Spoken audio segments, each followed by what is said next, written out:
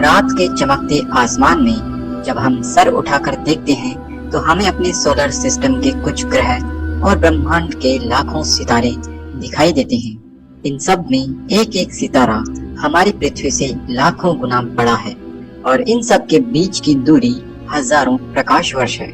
लेकिन फिर भी ये लाखों सितारे हमारे इस छोटे से आसमान में हम देख पा रहे हैं। कितना अद्भुत है हमारा ये ब्रह्मांड। अंतरिक्ष की यह सुंदरता हमें हमारी सारी चिंताओं, परेशानियों, दुख दर्द को एक बार के लिए भुला देती है। अगर इसी अंतरिक्ष को और गहराई से हम जानेंगे तो ये हमारे दिमाग को शांत कर देगा।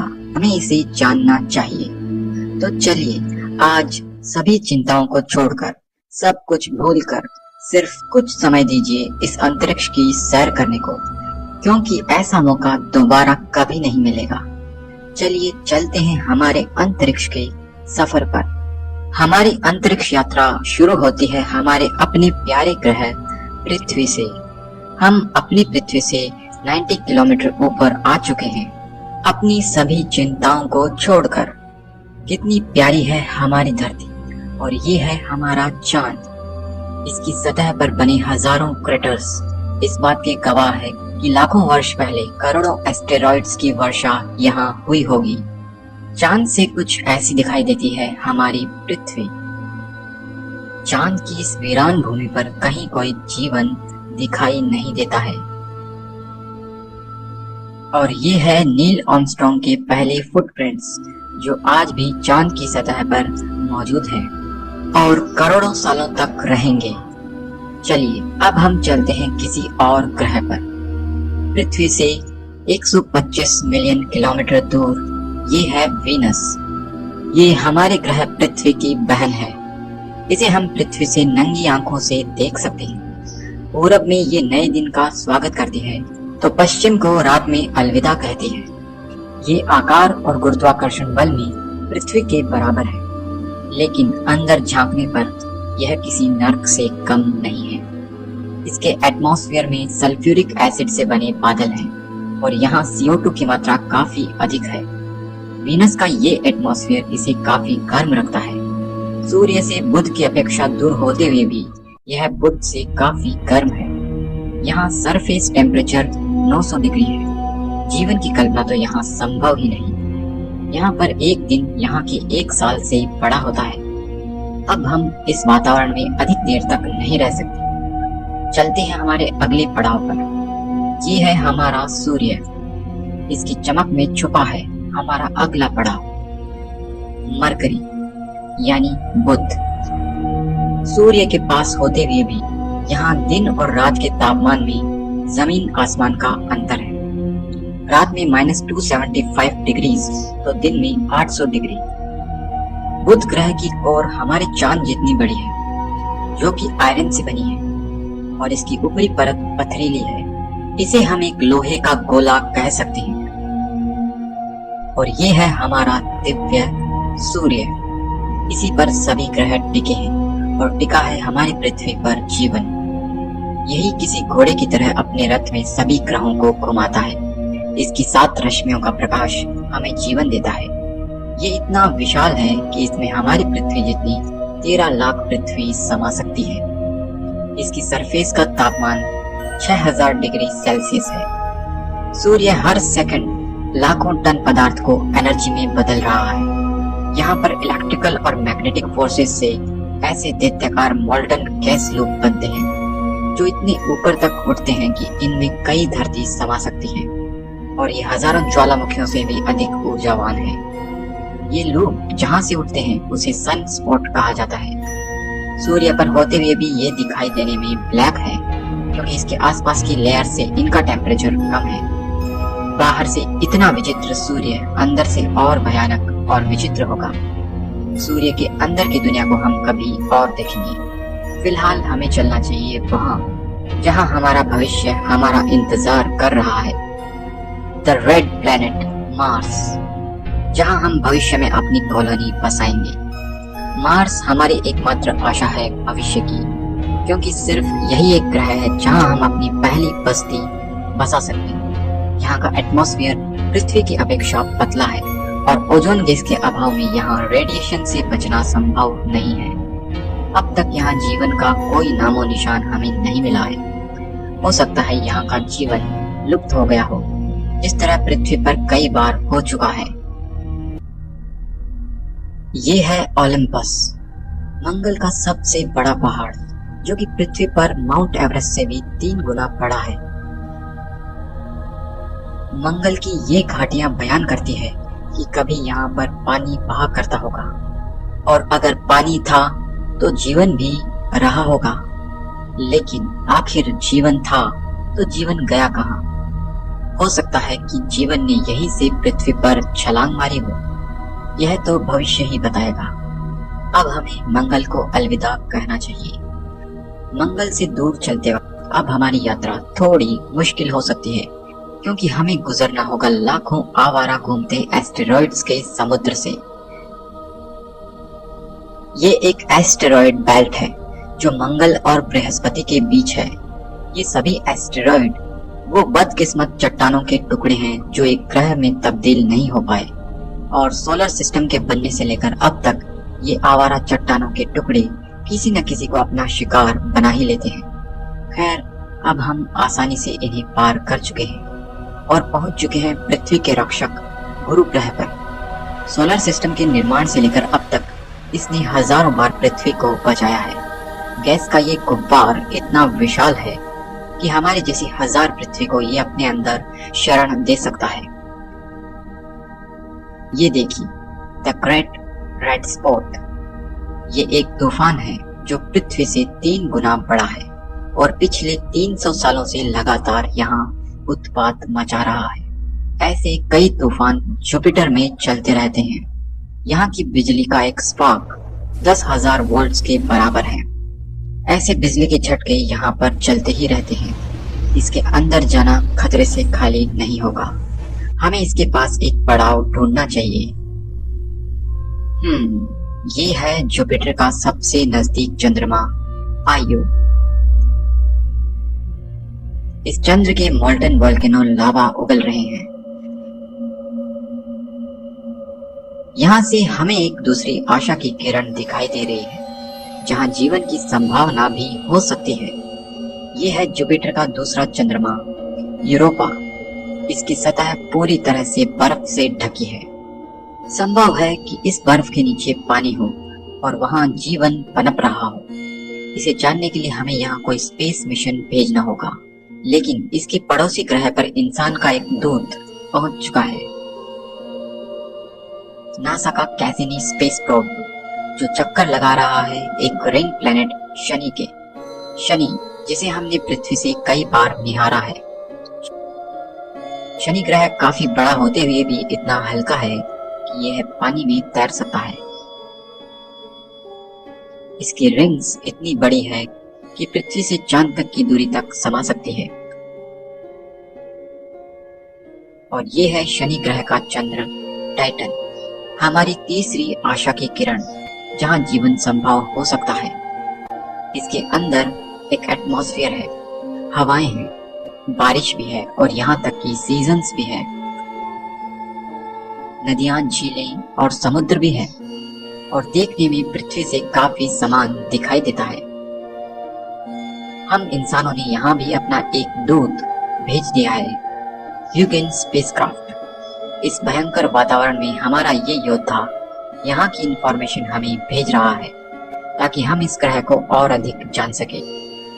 टाइटन काफी ठंडा है, -300 डिग्रीज। ऐसे में जीवन का पनपना लगभग असंभव है।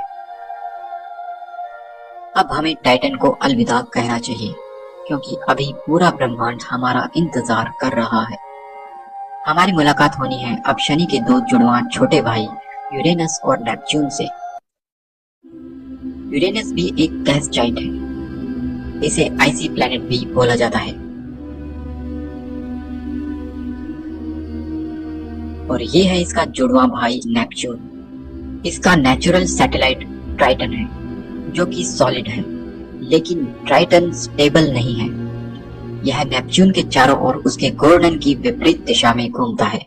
इस वजह से ये धीरे धीरे टूट रहा है और एक दिन ये टुकड़ों टुकड़ों में बिखर जाएगा। अब हमें आगे चलना चाहिए। ये है सोलर सिस्टम का सबसे अनलकी ग्रह प्लूटो। ये आज तक अपने सम्मान को पाने के लिए तरस रहा है। इसकी कहानी हम कभी और बताएंगे। फिलहाल हमें अपने सोलर सिस्टम से बाहर निकलने का रास्ता खोजना पड़ेगा। ये रहा हमारा साथी वोयाजर 1 स्पेस प्रोब, जो कि एक बुलेट से 20 गुना तेज गति से मूव कर रहा है। इस पर लगी एक गोल्ड प्लेट एक सीक्रेट कोड है, हम इंसानों द्वारा भेजा गया कोड, ताकि ब्रह्मांड में बसी कोई इंटेलिजेंट स्पीसी उसे समझकर ब्रह्मांड में हमारा एड्रेस जान सके। हो सकता है ऐसा करके हमने कोई खतरा मोल ले लिया हो, लेकिन खतरे तो अभी आगे और भी है, जिनके सफर पर हमें चलना है। हमें अब अपनी स्पीड बढ़ानी होगी। हमारे सोलर सिस्टम से बाहर हम दूसरे सोलर सिस्टम अल्फा सेंचुरी में पहुंच चुके हैं, जहां एक नहीं बल्कि 3 सितारे एक दूसरे का चक्कर लगा रहे हैं। हम अपने घर से ट्रिलियन माइल्स दूर आ चुके हैं और हमें अब आगे लाखों करोड़ों मील दूर जाना होगा, पृथ्वी से 20 प्रकाश वर्ष दूर। यह है एक स्टार ग्लीस 581। इसकी आयु हमारे सूर्य के बराबर है और इसके पास का यह ग्रह बिल्कुल उतनी ही दूरी पर है जिससे यहाँ पानी बॉयल ना हो। ये हमारी पृथ्वी के जैसा हो सकता है। संभव है कि यहाँ जीवन हो। और इससे आगे पृथ्वी से 92 प्रकाश वर्ष दूर यह है ट्विन स्टार ऑफ एल्गोल। यह रात के आसमान में दिखाई देता है। प्राचीन लोग इसे डेमन स्टार कहते थे। ये दोनों स्टार एक दूसरे को ऑर्बिट करते हैं और एक दूसरे को लगातार निगल रहे हैं।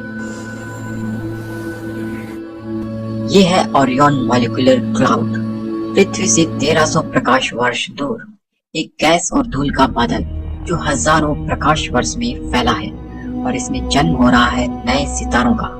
हजारों सितारे इसमें जन्म ले रहे हैं। अब हम आगे चलते हैं। दूर कहीं अंतरिक्ष में ब्रह्मांड में ये रंग किसने बिखेरे हैं? ब्रह्मांड में दिखाई देने वाली ये रंगोली वास्तव में किसी सितारे की मौत का रंगीन दृश्य है। यहाँ किसी सितारे का भयंकर विस्फोट हुआ है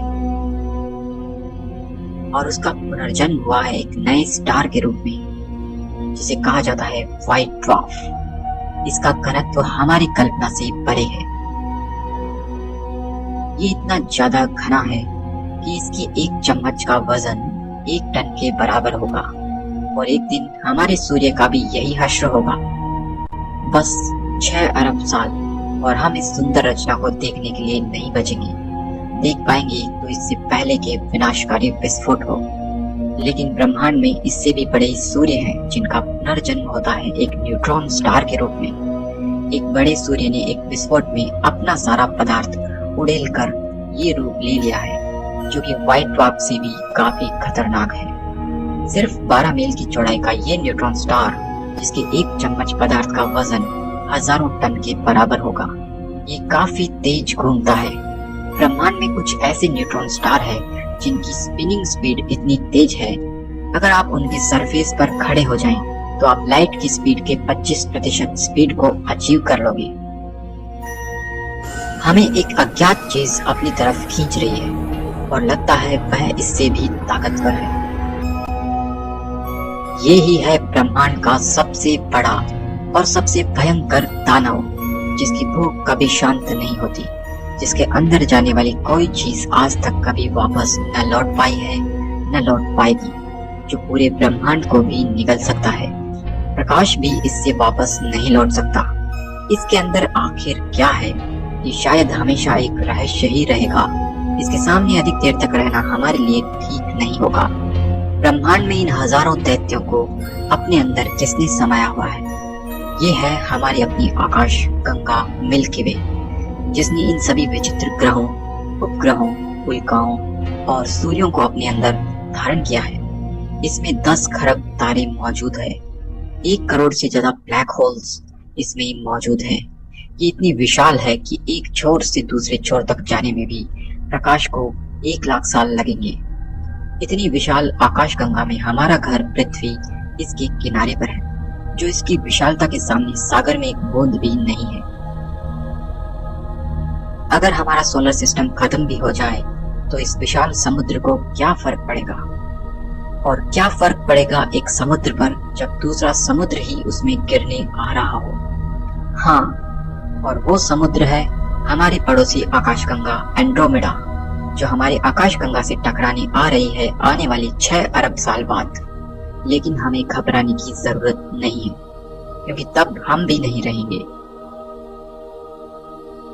इस अनंत ब्रह्मांड में ऐसे हजारों आकाशगंगाओं के सागर हैं, जो इस ब्रह्मांड के सामने एक बूंद भी नहीं है। लेकिन ये सारे सागर जिस महासागर में तैर रहे हैं, वो हमारा ब्रह्मांड है, और ब्रह्मांड हमारा इंतजार कर रहा है। लेकिन ब्रह्मांड से पहले हमें ब्रह्मांड के दिमाग को देखना होगा। गैलेक्सीज और क्लस्टर्स का बिछा हुआ ये जाल देखने में बिल्कुल हमारे दिमाग के न्यूरॉन्स से मेल खाता है। लगता है यही हमारे ब्रह्मांड का दिमाग है, जिसे हम अपनी कॉस्मिक नजरों से देख पा रहे हैं।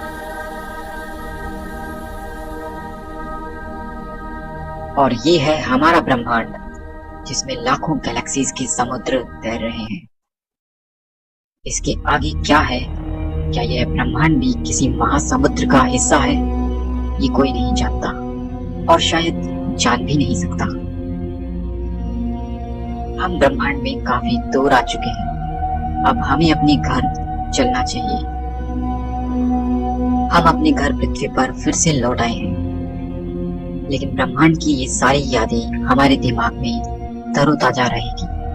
और ब्रह्मांड का ये सफर खत्म नहीं हुआ है, क्योंकि आपने तो ब्रह्मांड को जान लिया है। लेकिन अपने दोस्तों और फैमिली के साथ इस वीडियो को शेयर जरूर करें, ताकि वो भी इस ब्रह्मांड की सैर कर सकें। तो फ्रेंड्स, ब्रह्मांड को अलविदा कहने के बाद में आप सबसे भी अलविदा। आज के लिए बस इतना ही। मैं मिलता हूँ आपसे किसी अगले वीडियो में। तब तक के लिए बाय।